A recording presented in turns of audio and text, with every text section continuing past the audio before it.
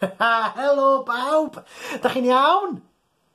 Yndech, da iawn chi, falch anhygoel o glywed. Ie wir, fi, Osian sydd yma eto wedi dod o hyd i stori a wedi ffindio'i ffordd i'r gornel storis yn fan hyn yn barod i rannu stori amser gwely arall hefo chi. Mae hon ychydig bach yn wahanol, achos da ni wedi bod yn gwneud hyn am eitha tipyn o wythnosau rwan yn do. A da ni wedi cael lot o wahanol straeon o 4 ban byd. Ond chi'n bod beth wrth daro fi yn ddiweddar? Bod ni wedi cael straeon o bob math, ond doedden ni heb gael stori am amser gwely. Achos wrth gwrs, mae rhain i gyd fod i helpu chi just cyn mynd i gwely, just i gael stori fach. Yn dydy hi? Ie. A da chi yn mynd i gwely ac yn mynd i gysgu ar ei holen nhw, yndach? Yndach, da iawn. Dwi wedi bod yn clywed gan mam a dad, a maen nhw'n dweud bod chi wedi bod yn mynd allan fel yma. Fel tas nhw'n troi switch gole. Ond, da ni heb gael stori am fynd i'r gwely. Ac felly, pan oedd y straeon i gyd yn dod i'n nghornel straeon ni dros y wythnos diwetha, o'n i fel, gan i weld os oes na un fel yna di dod. A digwydd a bod, mae na. Hon, y stori yma, fydd Gwydion a'r sioe gwrthod mynd i'r gwely. A mae hon wedi cael ei sgwennu gan Mark Sperring a Sarah Warburton, efo addasiad Cymraeg gan Meinir Wyn Edwards. Ti'n beth mae'n dweud amdano fo? Yng nghefn y llyfr yma. Wedi cael ei eirio'n ffansi fel rhywun yn cyflwyno sioe. Ysgysonwch chi. Foneddigion a foneddigesau, fechgyn a merched, dewch i weld Gwydion y Gwych a'i sioe fyd enwog gwrthod mynd i'r gwely. Gweithwch wrth iddo wneud i fisgien ddiflannu yn arafdeg. Sanwch wrth iddo ofyn am 10 stori. Ie, 10. A fydd y sioe anhygoel yn para drwy'r nos, neu a fydd Gwydion yn cysgu o'r diwedd. Stori wirion a gwallgo sy'n siŵr o'ch gogleisio. Wel, wir. Dwi'n teimlo da ni angen mynd yn syth yn y stori yma. Be da chi'n meddwl? Ie? Ie? Oce, well ni'n neud. Just cyn i'n neud. Rhaid checio wan. Da chi'n barod am y stori yma? Da chi'n eistedd gyffyrddus? Ydech? Da iawn. Os gennych chi'ch clustia bach yn barod i wrando? Gan ni weld y clustia yna? Ie, dyna chi. Os felly, dyma ni. Gwydion a'r sioe gwrthod mynd i'r gwely. Dyma ni. Foneddigion a foneddigesau, fechgyn a merched, dewch ynghyd bawb yn y byd i weld y sioe orau erioed. I'ch diddannu heno, mae'n bleser gennym gyflwyno o'r holl ffordd y tu ôl i'r llenni, dewin ieuengaf y byd. Rhowch groeso godidog i Gwydion y Gwych! Waw! Clap mawr i Gwydion! Woo! Curwch y drwm! Barod, drwm boliau. Stop!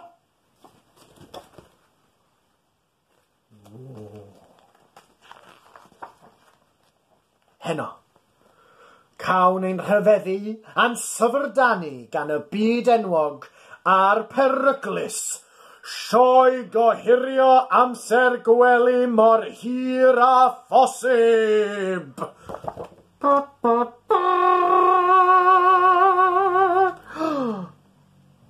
Tric cyntaf Gwydion y Gwych fydd gwneud i 1 llond cwpan o laeth ac 1 fisgien gyfan ddiflannu o flaen ein llygaid. Wel, mae'r gwydio yma yn eitha gwych yn dydio. Sut mae'n mynd i wneud, tybed? Yn araf bach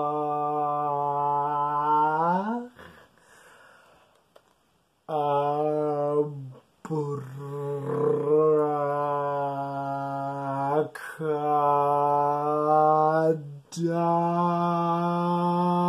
bracadabra. Waw. Oedd hynna'n anhygoel o araf. Dwi ddim am wneud o eto. Falle fydd hynna'n cymryd am byth. Gawn ni ta welwch, os gwelwch yn dda. Tric nesaf Gwydion fydd dofi bwystfil creulonaf y byd. Dych chi'n gwybod be ydy dofi? Foneddigion a foneddigesau, fechgyn a merched? Na. Dofi ydy teimio. Neu fel teim fel tasach chi'n dofi anifail gwyllt. Neu siw bod o'n tawelu. Mot yw enw'r bwystfil creulon. Mae Mot wrth i fodd yn mynd am dro yn y parc, cael ei gosi tu ôl i'w glistiau a chnoi hen sliperi. Dyma fo Mot. Da chi'n meddwl bod o'n anifail creulon? Dwi'n meddwl bod os mae'n licio cnoi hen sliperi. Os oedd o'n bita sliperi newydd, sa'n wahanol. Stedda fwystfil creulon! Stedda! Dwi'n credu bod Gwydion wedi wneud i. O, naddo. Paid gwrando te. Ar ei hôl hi! Ar ei hôl hi, fwystfil! Ar ei hôl hi! Gloi! A fi! Paid, Mot! Mae'r sws nos da mawr glib yn golygu un peth yn unig. Tybed fe fydd y sws glib nawr nos da yn golygu? Amser gwely! Mae Gwydion y Gwych yn cael ei arwain i fyny grisiau gwael. Does bosib ei bod hi'n amser gwely. Dyw Gwydion ddim wedi blino o gwbl. Ti'n weld o?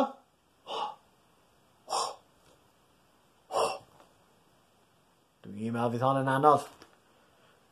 Ond, mae'r llyfr yma dipyn hirach. Dwi'n gobeithio bod yma'n mynd i'r gwely, neu fydd rhaid i mi wneud lot fawr o improvisio pethau.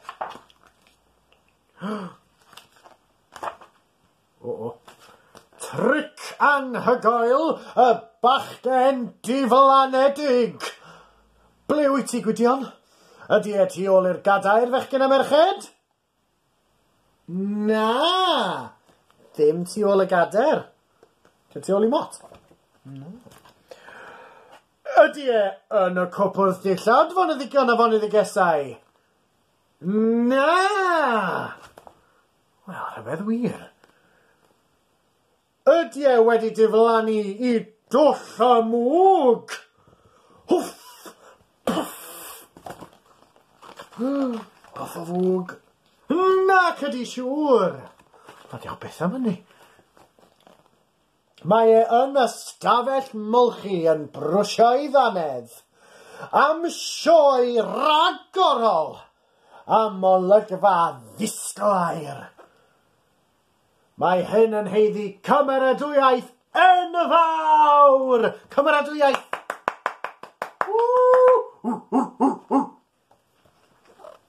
A sbiwch y danedd na. Fydd rheina'n wyn a chrif cyn pen dim. Cyn pen dim.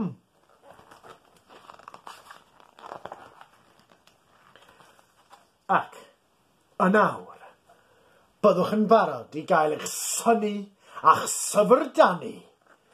Dyma dric anghyffredin iawn. Pajamas sy'n hofran. Gall Gwydion hudo'i pajamas i godi o'r gadair. I hofran ar draws y stafell. Ac yna, a dyma'r tric anoddaf i gyd, bydd yn ceisio ei gwisgo amdano. Gynulleidfanwyl, dyma rybydd. Gall y gamp hon gymryd hyd at hanner awr i'w chyflawni. Ond, nid heno, diolch byth. Ta-da! Waw! Mae Gwydion y Gwych wir yn wych. Mae ni methu neu hynna. Dwi dal methu. Ond ydy'r sioe ddim ar ben, gyfeillion.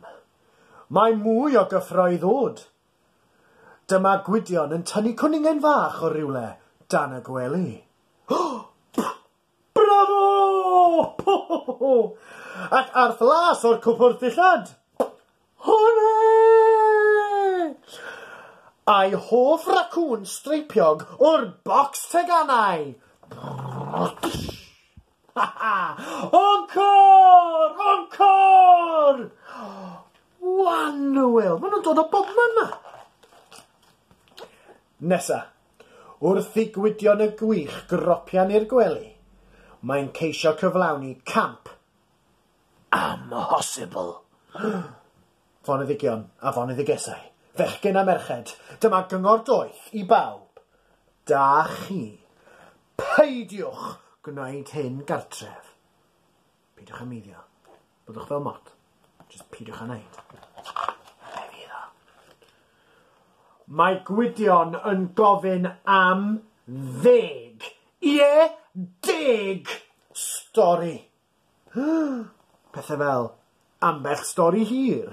Pam? Llyfr anferth o gwestiynau amhosib ei hateb. 101 deinosor.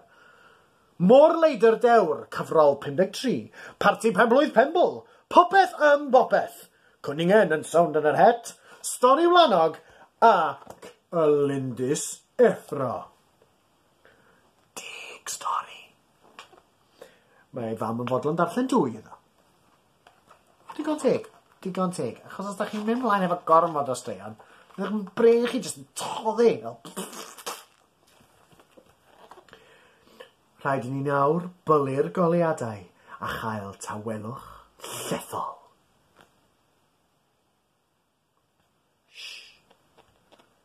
Gadewch i ni adael ystafell ar flaenau ein traed a rhoi llonydd i'n dewin bach blinedig. Diolch, foneddigion a foneddigesau. Nos da, blant. Mae angen cwsg ar Gwydion y Gwych.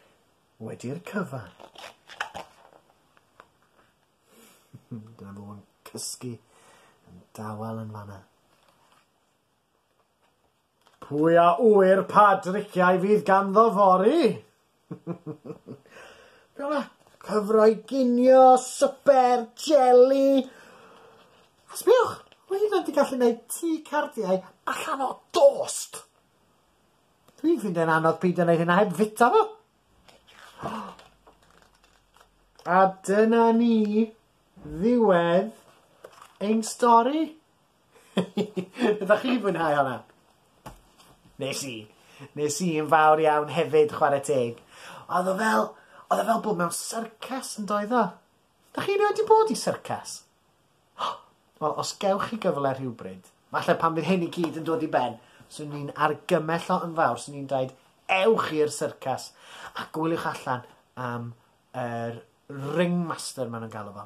Meistr y seremoni i gyd. Fod yr un sydd wastad yn gweiddi yn y gornel ac yn dweud pethau gwirion ac yn gwneud yn siŵr fod pawb yn deall yn union lle maen nhw fod i edrych. Ond, am nawr, teimlaf ei fod hi'n amser i ni ymlacio a gadael i straeon eraill dynnu ei ffordd yma i'r gornel straeon yn barod at y tro nesaf. Oherwydd, fechgyn a merched, boneddigion a boneddigesau. Mae'n amser gwely, dydy? Wel, dwi'n siŵr na ni weld chi tro nesa. Ond, am rwan, dwi angen fy mlanced. A diolch yn fawr iawn i ti, Iosi, am edrych ar ei hôl hi. A dwi'n siŵr na i weld chi tro nesa. Ond, tan hynny, nos Somehow.